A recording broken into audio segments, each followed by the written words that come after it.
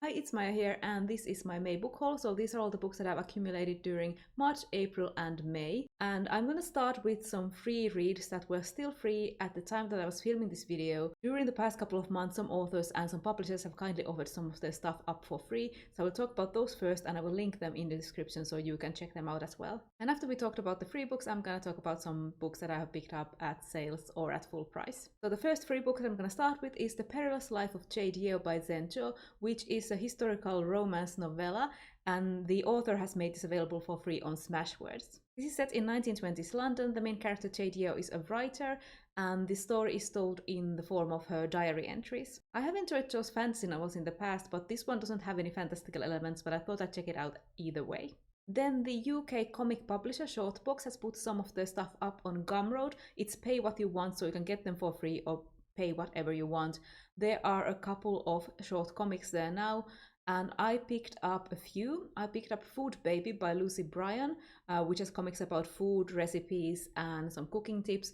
And then I picked up the Pingu art scene, which is an art scene celebrating the claymation animation Pingu, which I watched as a kid. So it has a bunch of different artists doing comics and illustrations related to Pingu. And Shortbox is constantly adding stuff there. So later on, I went and got A Long Distance by Jean Wei, which is a collection of short comics about being the child of an immigrant family. And then there's one that I'd like to recommend to you. I own the physical copy, but this is available for free on Gumroad, and this is Beneath the Dead Oak Tree by Emily Carroll, and it's a short horror comic, and it's told in verse, and Carol is one of my favorite comic artists, comic creators currently, and she uses these striking colors, and the art is really beautiful.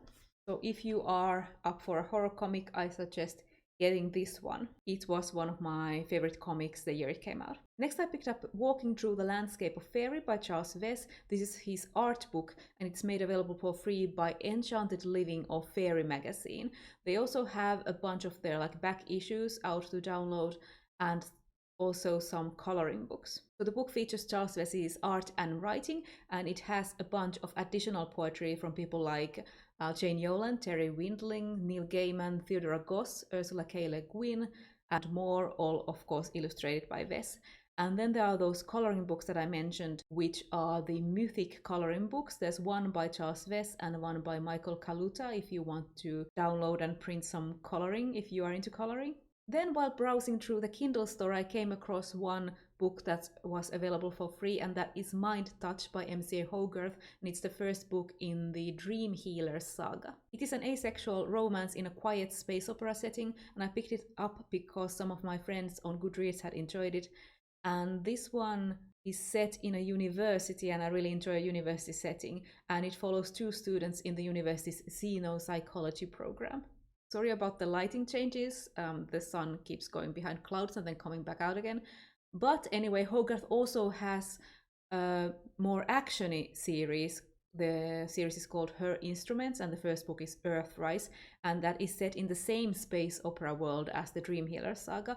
And I downloaded the first book like a few years ago. I still haven't read it when it was available for free. Now it's for €1 or $1 currently at the Kindle store, and that one is about the captain of a merchant vessel who has to go and save a space elf prince from slavers, and the space elf part is why I picked it up. So I think that was all the free books that I picked up that are still free. So now I'm going to talk about the rest of them, but I'm going to start with one that is on sale, and it's still on sale, and that is The Queen of Eathlaria by Effie Calvin, and that one is like 99 cents or something at the publisher's store. The publisher is 9 Star Press. And it's a fantasy FF romance novella that I picked up because Jean from Bookish Thoughts loved it, and it is about a princess who travels to the kingdom of Eathlaria to marry the crown prince because they have been betrothed since they were kids. And when she arrives, the crown prince has died, and she will marry the crown princess instead. And then the first full price book that I ordered arrived in April. It came out in March, and that is N.K. Jemisin's newest book, The City We Became, which is a contemporary fantasy set in New York, and it starts the Great Cities series. So in this series, cities have souls, but they also choose like humans to be their sort of guardians or avatars. This one I'm a bit hesitant about because while I love Jemisin, I haven't had good luck with stuff like books and movies set in New York, which are really like about New York. I think the city is almost like a character in this one. I just haven't been a huge fan of stuff about New York. I don't know why that is. And I also didn't really enjoy or didn't love the short story this is based on, The City Born Great. But I am excited still to check it out because Jemisin probably will surprise me. Also in April, I ordered Escaping Exodus by Nikki Drayden. This was on sale for €6 on Book Depository at the time, and I also know that my library doesn't have this, so that's why I picked it up. This is Drayden's science fiction book from last year, and I did enjoy her first book, The Prey of Gods, but I didn't like her second book, Temper, so we'll see how I do with this one. So this is set in space, and the main character belongs to this clan who make their living spaces, they carve their living spaces inside these great spacefaring beasts, and then they use the beast, use its resources up, and then they move into another beast. So theirs is not a very sustainable lifestyle. I'll add these two to my TBR account in April reads and receipts. Then I got The Empress of Salt and Fortune by Nivo as a gift from Katie on Twitter, and this is an Asian-inspired court intrigue fantasy novella from Tor.com. And this says it's about a young royal from the far north who is sent south for a political marriage, and the story is told by a handmaiden. And since this is only about a 100-page novella, that's all that I want to know. Next I picked up the horror anthology Other Voices, Other Tombs by various indie authors, which was made available for free in March by the publisher Cemetery Gates Media. And I went and checked it out because Rachel from The Shades of Orange tweeted about it. And I noticed that there were two authors that I knew that whose work I've enjoyed in the past in that anthology. They were Gemma Files and Michael Wehan, so I thought I'd check it out and see if I enjoy the other authors too. Then I bought the fantasy manga Witch Hat Atelier Volume 1 by Kamome Shirahama from a sale on Comixology, and this is a series about a young girl called Coco who wants to be a witch, but in her world magic users are born and not made. But then she meets this mysterious traveling magician and sees magic done in a way that she hasn't seen before and gets her chance to study magic.